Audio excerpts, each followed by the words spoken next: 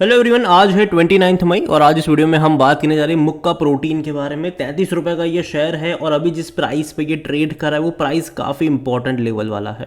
बात करेंगे वीडियो में इसके बारे में, लेकिन उससे पहले अगर आपने अभी तक चैनल को सब्सक्राइब नहीं किया है तो प्लीज़ अभी इसे सब्सक्राइब कर लीजिए, क्योंकि आगे भी बहुत सारे वीडियोज़ हैं जो आपको काफ़ी ज़्यादा हेल्प करेंगे। तो देखिए 33 रुपये का प्राइस है मुक्का प्रोटीन का और इसकी जो लिस्टिंग हुई है वो हाल फिलहाल की है। और एक महीने का ग्राफ अगर आप देखो तो लगातार ये नीचे की तरफ गिरता जा रहा है। लगातार लगातार यहाँ पर तेज़ी दिखाने की कोशिश भी नहीं हुई है। अगर आप देखो तो सिर्फ 2 दिन इसने तेज़ी दिखाई थी और बीच में एक तीसरा दिन कह लो हल्का सा इसमें तेज़ी आई थी, वरना पूरे एक महीने में सिर्फ 3 ट्रेडिंग सेशन ही ऐसे रहे हैं जहां पर इसने तेज़ी दिखाने की कोशिश करी है, वरना हर रोज़ ये गिरा है। अगर आप एक साल का ग्राफ देखो तो हालांकि इतनी पुरानी लिस्टिंग तो नहीं है, अभी ये इसी साल लिस्ट हुआ था मार्च महीने में। इसका जो आईपीओ प्राइस था वो 28 रुपये का था। काफ़ी अच्छा सब्सक्राइब हुआ था ये, काफ़ी अच्छा सब्सक्राइब हुआ था। एक्सपेक्ट करा जाता है कि 60 रुपये के आसपास ये लिस्ट होगा, लेकिन ऐसा हुआ नहीं। इसकी लिस्टिंग हुई थी तकरीबन 43-44 रुपीज़ पर और जैसे ही लिस्ट हुआ लगातार गिरता गया। 33 रुपये 35 पैसे पे ये क्लोज हुआ था और अभी ये उसी के आसपास है, क्योंकि उसके बाद इसने 2 दिन की तेज़ी दिखाने की कोशिश करी ज़रूर थी, 40 रुपये से भी ऊपर गया, लेकिन उसके बाद का ग्राफ देखो तो गिर रहा है, ये लगातार गिर रहा है। और ये लेवल क्यों इंपॉर्टेंट है, क्योंकि इससे पहले इसी लेवल के ऊपर सपोर्ट बना था, 33 रुपये 35 पैसे पर सपोर्ट बना था। अगर आज के दिन में ये लेवल इंटैक्ट नहीं रह पाया तो एक मेजर सपोर्ट यहाँ पर ब्रेकडाउन कह सकते हैं कि देखने को मिलेगा और फर्दर करेक्शन दिखाएगा। जो नेक्स्ट सपोर्ट यहाँ पर नज़र आता है वो इसका 28 रुपये का जो आईपीओ प्राइस है वो नज़र आता है। कंपनी देखा जाए तो जो फिशरीज सेक्टर की है, यहाँ पर इनका अगर आप प्रोडक्शन देखोगे तो fish meal, fish oil, fish soluble paste, वो सब चीज़ें ये कंपनी बनाती है और अच्छी कंपनी। देखो कंपनी ख़राब नहीं, अगर मैं कह दूँ कंपनी मुझे बुरी नहीं लगती है ये। बस इवन अगर आप चैनल को रेगुलर फॉलो कर तो मैंने कई बार कहा है यहाँ पर कि ख़रीदने की गलती मत करना।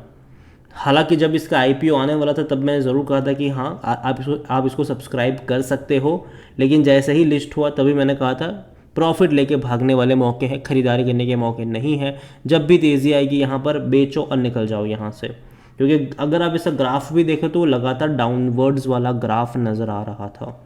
अगर आज इसके वॉल्यूम्स देखोगे तो भैया वॉल्यूम के नाम पर कुछ भी नहीं है। इसका जो डेली का वॉल्यूम भी नज़र आता है वो मुश्किल से 4 या 5 लाख के आसपास ही है, जबकि 33 रुपये का शर्ट जिसमें वॉल्यूम अच्छे दिखने चाहिए, लेकिन यहाँ पर वो नहीं है। जो लोगों का एक्साइटमेंट होना चाहिए वो यहाँ पर नहीं है और यही वजह है कि तेज़ी नहीं आ पा रही है। यहाँ पर अगर इसका ऑल टाइम हाई देखोगे तो ये वही प्राइस है जिस प्राइस पे लिस्ट हुआ था। लो इसने बनाया है 33 रुपये का, जो कि इंट्राडे का लो है यहाँ पर। और ये लेवल जैसे कि मैंने कहा कि इम्पॉर्टेंट रहने वाले हैं कि सपोर्ट इंटैक्ट रहेगा कि नहीं। इनिशियल जो सपोर्ट है वो इंटैक्ट रह भी पाता है कि नहीं। अगर तोड़ देगा तो ये और नीचे करेक्शन दिखाएगा और डीप करेक्शन देखने को मिलेंगे यहाँ पर। मार्केट कैप इसका 1000 करोड़ के आसपास का इसका मार्केट कैप है।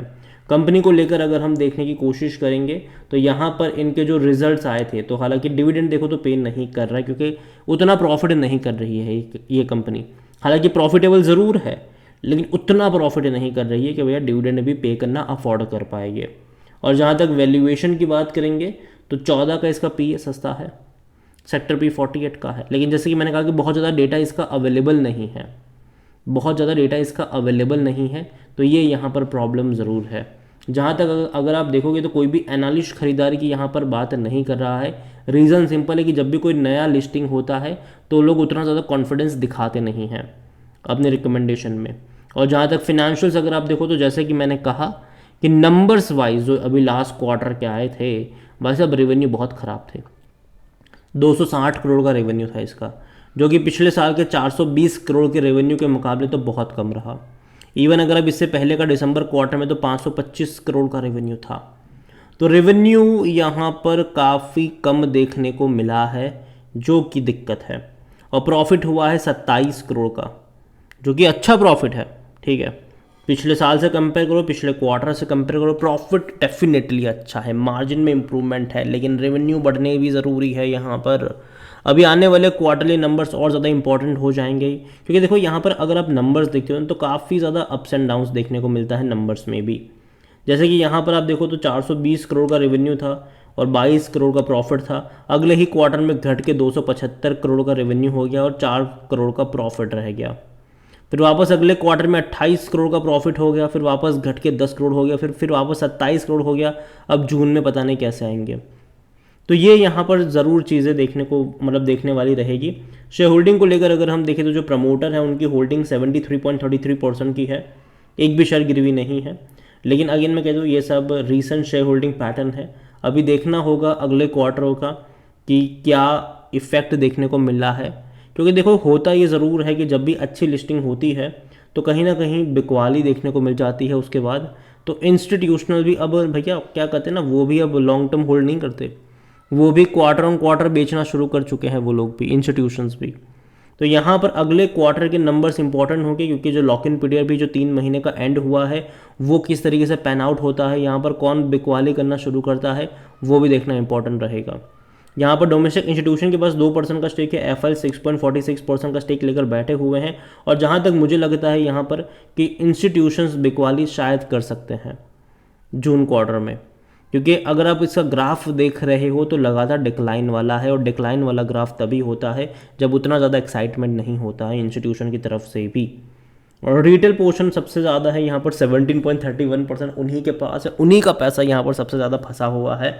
अदर पार्टी 0.90% का स्टेक यहाँ पर लेकर बैठे हुए हैं। देखिए ओवरऑल अगर मैं बात करूँ मुक्का प्रोटीन को लेकर तो अगेन कंपनी का अगर आप ग्राफ देखते हो तो मार्च से लेकर गिरावट वाला ही ग्राफ है, जबकि बाज़ारों ने अच्छी तेज़ी दिखाई है, बेहतरीन रफ्तार हमने देखी है बाज़ारों में। तो यहाँ पर गिरावट वाला ग्राफ है, तो जब बाज़ार गिरावट दिखाना शुरू करेगा तब ये कहाँ पर होगा, तब वापस यहाँ पर और बड़े करेक्शन देखने को मिलेंगे। और यही वजह है कि मैं थोड़ी सी दूरी इससे बनाना पसंद करूँगा अभी के टाइम पर। और ये जिस लेवल पे ट्रेड कर रहा है 33 रुपये का लेवल, ये बहुत ज़्यादा इंपॉर्टेंट लेवल है कि इसको ये सक्सेसफुली तोड़ पाता है कि नहीं। और आज और कल का दिन भी इसके लिए इंपॉर्टेंट होगा कि ये लेवल को ये सक्सेसफुली मेंटेन कर भी रहा है कि नहीं। अभी के लिए मुझे ये काफ़ी सुस्त शेयर नज़र आता है। अभी के लिए मैं इतना ही कहूँगा, दूर बैठो, तमाशा देखो, जल्दबाजी करने की यहाँ पर ज़रूरत नहीं है। और थोड़े से और क्वार्टर मतलब कुछ दिन और वेट कर लीजिए। यहाँ पर नेक्स्ट लेवल जो है वो मुझे लगता है कि 28 रुपये का है, वहाँ पर आपकी नज़र होनी चाहिए। और एटलीस्ट कहीं पर एक बेस, एक सपोर्ट बनना ज़रूरी है, जो कि नहीं बन पा रहा है। जब तक वो बेस कह लो, जो सपोर्ट कह लो, जब तक वो नहीं बनेगा, यहाँ पर दूर बैठो, तमाशा देखो, जल्दबाजी मत करना। अगेन ये मेरा पर्सनल ओपिनियन है, कोई भी इन्वेस्टमेंट एडवाइस नहीं है। ये वीडियो को यहीं पे एंड करता हूँ। पसंद आया हो तो लाइक करें, शेयर करें। चैनल पर अगर पहली बार आए तो प्लीज़ सब्सक्राइब करें। और मुक्का प्रोटीन के बारे में आप क्या सोचते हैं वो भी आप मुझे कमेंट में लिख के बता सकते हैं। Thank you.